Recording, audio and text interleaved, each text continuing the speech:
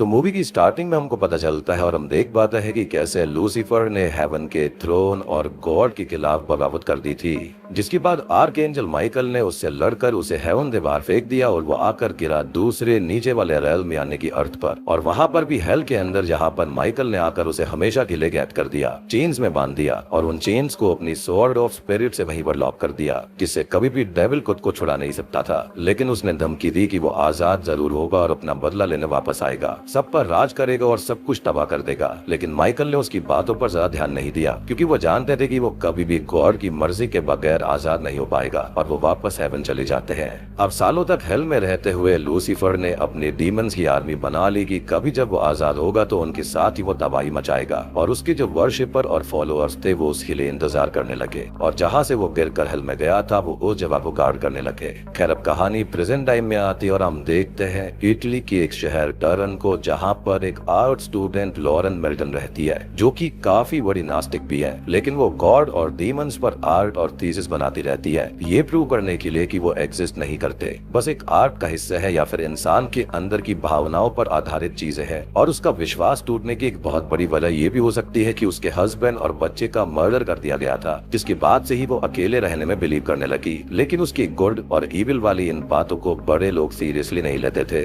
खैर अब हमको दिखाया जाता है फादर मार्कनी को, जिससे मिलने वो आई हुई थी और आज असल में जीसस क्राइस्ट के श्राउड की पहली बार एग्जीबिशन लगने वाली थी, मींस वो कफन जिसके अंदर वो अंतिम समय में थे। इनफैक्ट वहाँ पर ऐसी ढेर सारी चीजें उनसे रिलेटेड थी। अब फादर मार्कनी यहाँ पर उसके बहुत ही अच्छे दोस्त थे, तो वो उसको एग्जीबिशन में लेकर जाते हैं और यहाँ पर वो लोग थोड़ी बहुत बात करते हैं, जहाँ पर लॉरेन का ये मानना था कि गुड और इविल दोनों इंसान के अंदर की चीजें हैं, जबकि फादर का ये कहना होता है कि इविल जरूरी नहीं है कि अंदर से ही हो, ये एक बड़ी चीज है और बाहर सभी जगह फैली हुई है। अब लॉरेन को वो सेंट माइकल की डेविल को डिफीट करते हुए एक स्टैचू दिखाते हैं और लॉरेन उसकी ड्राइंग करने लगती है और वो उससे थोड़ी बहुत बात करके वहाँ से चले जाते हैं। अब कुछ ही देर के बाद में शाम हो जाती है और हम एक मिस्टीरियस लेडी को उस एग्जीबिशन बिल्डिंग में जाते हुए देखते हैं और वो चुपके से आइटम्स रूम के अंदर घुस जाती है और उस सेंट माइकल स्टैचू के पास पहुंच जाती है जहाँ पर लॉरेन थी और लॉरेन को कोई आवाज सुनाई देने लगती है, जैसे खुद लूसीफर उसको बुला रहा हो। साथ ही साथ उसका ध्यान हटने पर उस स्टैचू के अंदर लूसीफर का हेड भी मूव होता है। खैर अब एक आवाज से डिस्ट्रैक्ट होकर वो दूसरी साइड में आ जाती है, जहाँ पर उसको एक रेवन बर्ड मिलती है।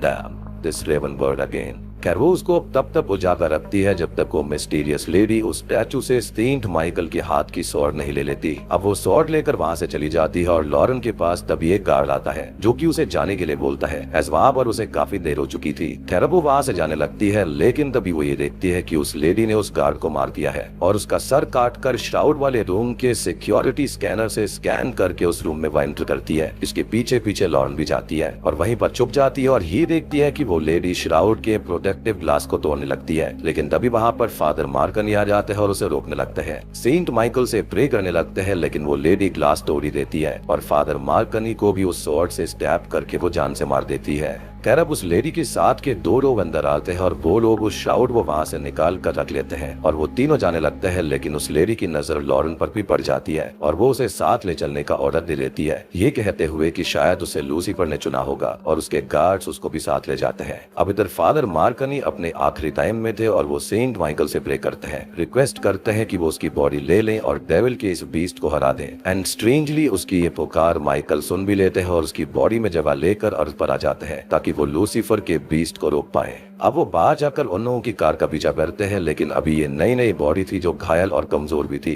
तो वो उन लोगों को नहीं पकड़ पाते। लेकिन यहाँ पर इंटरेस्टिंग बात यह है कि उस मिस्टीरियस लेडी को फादर मार्कनी को देखते ही समझ में आ जाता है कि वो माइकल है, लेकिन ये कैसे हो सकता है और वो लेडी है कौन, तो ये बात हमको आगे पता चल जाएगी। खैर अब हम देखते हैं डॉक्टर लॉरेंट को, जो कि एक साइंटिस्ट होता है जो कि हिस्ट्री में मारे गए महान सुपर स्मार्ट और आर्टिस्ट की डेड बॉडी को ढूंढता है, जो कि सदियों या फिर इवन हजारों साल पुराने भी हो सकती है, और वहाँ से उनका डीएनए निकालकर उस पर एक्सपेरिमेंट करके उनके क्लोन्स बच्चे तैयार करते हैं, काइंड ऑफ ए रीजनरेशन। और क्या ये ड्रैगन बॉल जी का सेल हो सकता है? एनीवेज खैर अब वो एक बच्चा जो कि बहुत अच्छे म्यूजिशियन का रीजनरेशन था उसका शो दिखाता है, और एक नए बच्चे जो कि हिस्ट्री के एक बहुत ही महान आर्किटेक्ट का न्यू बॉर्न रीजनरेशन था उसकी नीलामी करने लगता है कि तभी वो लेडी वहाँ पर आती है और उसे अपने साथ लेकर चल देती है। मीन्स वो लोग एक साथ ही काम कर रहे थे उनके ग्रेटर प्लान में। अब वो दोनों जाते हैं अपनी एक हाई टेक लैब में जहाँ पर उन्होंने उस श्राउड को रखा हुआ था और वो इस श्राउड से एक बहुत बड़ा काम करने वाले थे। लेकिन क्या,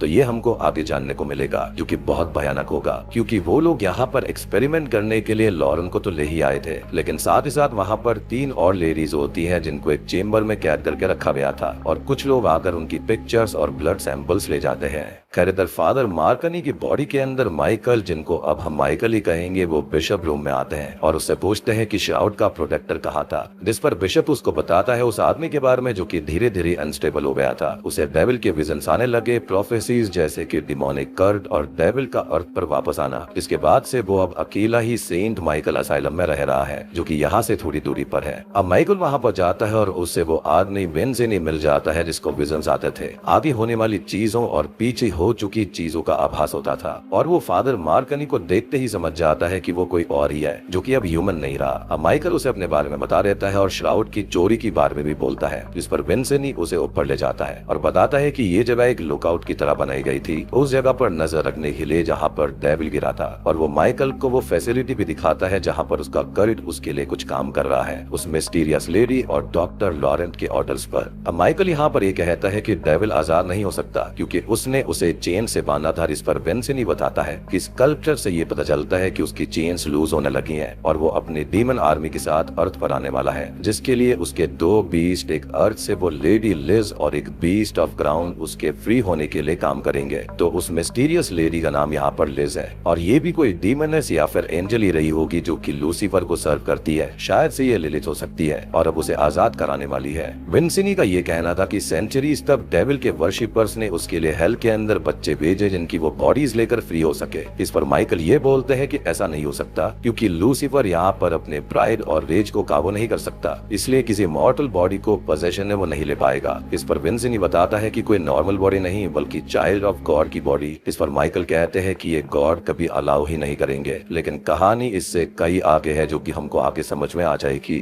खैर माइकल उस फैसिलिटी के लिए निकल जाते हैं उस कल्ट के प्लान को फेल करने के लिए और डेविल को फ्री होने से रोकने के लिए। और विंसेंटी उनको लास्ट टाइम ये पूछते हैं कि उसे गॉड नहीं भेजा है ना, इस पर वो कहते हैं कि उसकी गॉड से बात भी नहीं हुई और वो अपने आप ही अपना मकसद पूरा करने चला आया है जो कि डेविल को कैद रखने का है। यहाँ पर हम देखते हैं उन लेडीज और लॉरेन को जो कि वहाँ पर बनी हुई थी और छोड़ने की कोशिश कर रही थी लेकिन नाकाम हो जाती है। अब कुछ गार्ड्स आकर लॉरेन और एक लेडी को अपने साथ ले जाते हैं और डॉक्टर लॉरेंट उनके ऊपर एक्सपेरिमेंट करता है और वो लिज के सामने ही उनके एग्स के अंदर कुछ इंजेक्ट करवा देता है। और यहाँ पर हम ये जान पाते हैं कि डॉक्टर लॉरेंट ने उस श्राउड के अंदर से गॉड के डीएनए को लिया था और अब वो इससे गॉड की ही क्लोन को तैयार करेंगे जिस बॉडी को लूसीफर क्लेम करने के लिए फ्री हो जाएगा, एज वो बॉडी मॉर्टल नहीं होगी और वो आसानी से उसके अंदर रहकर फ्री हो सकता है क्योंकि वो बॉडी इजीली उसकी पावर वो कंटेन कर पाएगी। और यहाँ पर तो खाली हमने ये सुना और देखा है क्योंकि आगे चलकर चीजें बहुत ही खतरनाक होने वाली है। अब उन दोनों लेडीज को कल्ट मेंबर्स के बीच लाया जाता है और उन्हें वहाँ पर वो ब्राउन बीस्ट आकर अपने साथ ले जाता है और हेल होल में डाल देता है और डेविल उन चेन से फ्री हो चुका था और पहले वो उस दूसरी लेडी की बॉडी में जाता है लेकिन वो उसको झेल नहीं पाती और मारी जाती है, जिसके बाद वो लॉरेन की बॉडी में आ जाता है और वो उसे झेल चुकी थी,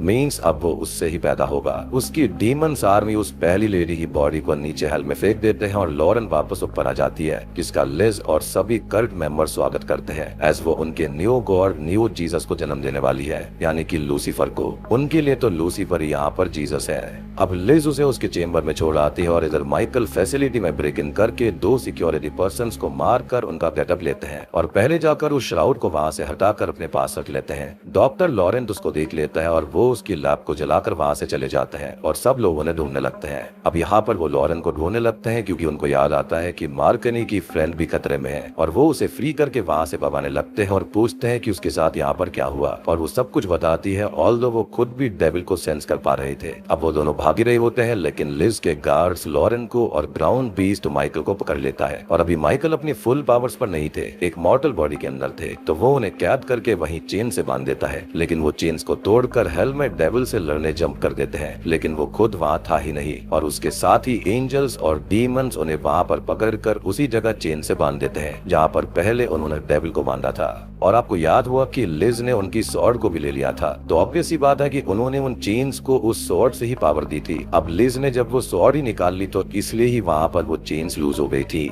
अब इधर लॉरेन को नाइटमेयर्स आने लगता है कि उसके पेट में पल रहा बच्चा डेविल है और वो उसे नफरत करते हुए ये ठान लेती है कि वो उसे कैसे भी करके पैदा नहीं होने देगी, क्योंकि अब उसको यकीन होने लगा था कि हाँ, गॉड और डेविल एग्जिस्ट करते हैं। लेकिन यहाँ पर लिज उसे ऐसा करने नहीं देने वाली थी। खैर अब यहाँ पर लॉरेन के अंदर डेविल भी उससे खुद बात करता है, उसको मैनिपुलेट करने की कोशिश करता है कि वो अपना सब कुछ खो चुकी है और वो उसे उसका बच्चा वापस दे रहा है और उसकी विशेष भी पूरी होंगी। इवन वो चाहे तो वो लिज को भी मार सकती है। और अब लॉरेन भी कहीं ना कहीं उसके झांसे में हल्की हल्की आने लगती है, यानी कि लिज यहाँ पर डेविल को धरती पर लाने के लिए सब कुछ कर रही है और वो उसे ही मारने का ऑफर दे रहा था। यानी कि डेविल को सिर्फ अपने रीजनरेशन से मतलब है, अपने वापस आने से मतलब है। खैर अब इधर हेल के अंदर माइकल फ्री होने की कोशिश करते हैं लेकिन नहीं हो पाते और तभी उनके पास वहाँ पर कुछ लोग आते हैं जो कि असल में वही बच्चे हैं जो कि यहाँ पर डेविल के लिए भेजे गए थे, लेकिन वो बच गए और तब से यहाँ पर फंसे हुए हैं, जो उससे उन्हें फ्री करने की रिक्वेस्ट करते हैं। और माइकल उनसे अपनी स्वॉर्ड मांगता है जो कि यहीं पर होगी और उससे वो उन्हें और खुद को फ्री करा सकते हैं। खैर अब इधर लॉरेन के अंदर को जो डेविल होता है वो उस पर काफी हावी होने लगता है और उससे कुछ लोगों को मरवा भी देता है, जिससे वो बहुत डर जाती है और उसके अंदर के बच्चे को मारने का ठान लेती है। वो अब उस बच्चे को खत्म करने के लिए केमिकल पी लेती है, लेकिन डेविल टेक ओवर करके उस केमिकल को वोमिट के जरिए बाहर कर देता है और वो बच्चा यहाँ पर अभी भी सेफ था। और यहाँ पर लिज भी आ जाती है, जिससे वो ये कहता है कि ये बच्चा पैदा होने के बाद किसी भी दिशा में जा सकता है और अपनी मदर को प्यार करने लगेगा, तो पहले बच्चे की माँ को खत्म करना और डेविल के फ्री होने की कहानी किसी को भी पता नहीं चलनी चाहिए।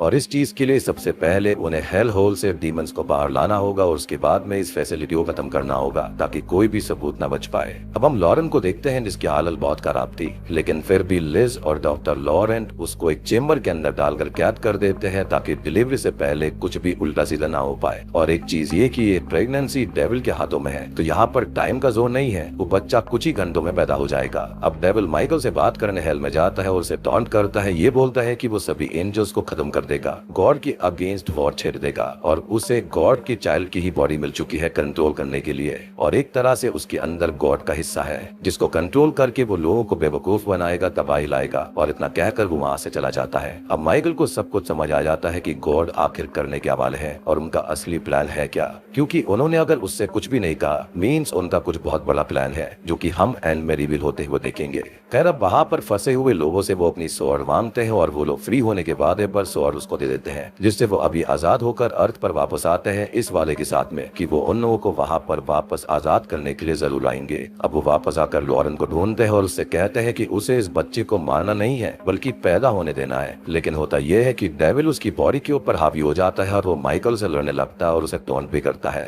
खैर अब डेविल यहाँ पर मार्कनी की मॉर्टल बॉडी को जख्मी कर देता है और उसको मारने ही वाला होता है, लेकिन यहाँ पर डेविल उसको अपना प्लान बताता है और माइकल अब उसको गॉड का मैसेज देते हैं कि असल में डेविल उस बच्चे को पदस्थ नहीं करेगा बल्कि वो बच्चा उसको पदस्थ कर लेगा। मीन्स गॉड की एक इटर्नल बॉडी के अंदर डेविल कैद होने वाला है और ये पूरा प्लान उसका था ही नहीं, ये प्लान असल में गॉड का खुद का था, क्योंकि वो जान चुके थे कि डेविल आजाद होने वाला है, इसलिए उन्होंने सभी चीजें पहले से ही डिसाइड करके रखी थी। अब ये सुनकर डेविल बहुत ही ज्यादा बौखला जाता है और अब आधी ही कहानी से पहले हमें बहुत बड़ा रेफरेंस देखते हैं। फिलहाल इस पोज में अभी लॉरेन, डेविल और माइकल है। ये पोज एक ट्रिब्यूट है एज जब जीसस क्राइस्ट को क्रूसिफिक्शन से नीचे उतारा गया था जब वो घायल थे और वो मदर मैरी की गोद में ऐसे ही लेटे हुए थे। Now coming back to the story, devil यहाँ पर इतना बौखला जाता है कि उसका इतना बड़ा प्लान और इतने सालों से बनाया हुआ प्लान गॉड ने फेल कर दिया, वो भी उससे आगे का प्लान कर और वो लिज से ये कहता है कि उन्हें बच्चे को मारना होगा, लेकिन उसे लगता है कि ये लॉरेन की कोई चाल होगी,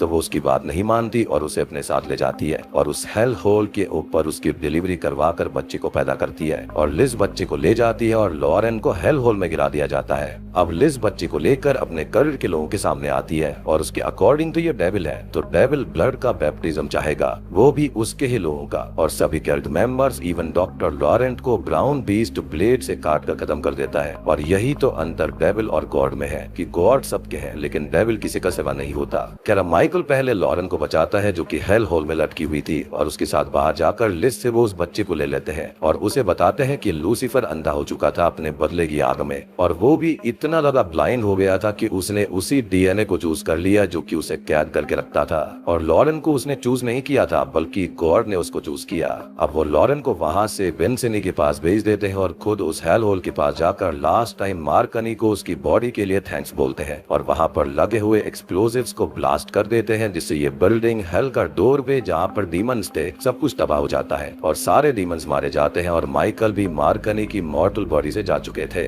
अब यहाँ पर जो मार्कनी की मॉर्टल बॉडी थी वो लोग बहुत पहले ही खत्म हो गई थी, लेकिन उसकी बॉडी के अंदर माइकल आ चुके थे, जिसकी वजह से थोड़ी बहुत जान उसके अंदर थी। अब लॉरेन विंसेंटी के पास जाती है और उसके साथ चर्च जाकर उस श्राउड को चर्च में छोड़ देती है, जिसे वापस एग्जीबिशन की तरह लगा दिया जाता है। खैर अब यहाँ पर माइकल ने अपना वादा भी निभाया था और उन सभी बच्चों को, लोगों को हेल से आजाद कर दिया था। अब मूवी के एंडिंग सीन में हम कुछ साल बाद बड़े हो चुके लॉरेन के बच्चों को देखते हैं, जिसका नाम भी माइकल ही रखा गया था और वो अपनी माँ और विंसेंटी की गाइडेंस में बड़ा हो रहा था, जिस पर हमेशा लिज नजर रखती थी क्योंकि वो उस वक्त बच गई थी। लेकिन फिलहाल वो कुछ भी नहीं कर सकती क्योंकि गॉड के चाइल्ड की इस इटर्नल बॉडी के अंदर डेविल हमेशा हमेशा कैद रहेगा। और एक बात और कि यहाँ पर लॉरेन कोई और नहीं बल्कि उसने मदर मैरी का ही रोल प्ले किया है। गॉड ने खुद का ही एक ऐसा वेसल बनाया जिसके अंदर डेविल हमेशा कैद रहेगा और वहां से कभी भी बाहर नहीं आ सकता। इसी के साथ में मूवी यहीं पर खत्म हो जाती है। तो दोस्तों ये थी द डेविल्स कॉन्स्पिरेसी मूवी की कहानी। उम्मीद करता हूँ कि आपको ये प्रॉपर हॉरर मूवी पसंद आई होगी। पसंद आई है तो वीडियो को लाइक कर देना, चैनल के ऊपर नए हैं तो सब्सक्राइब कर लीजिए।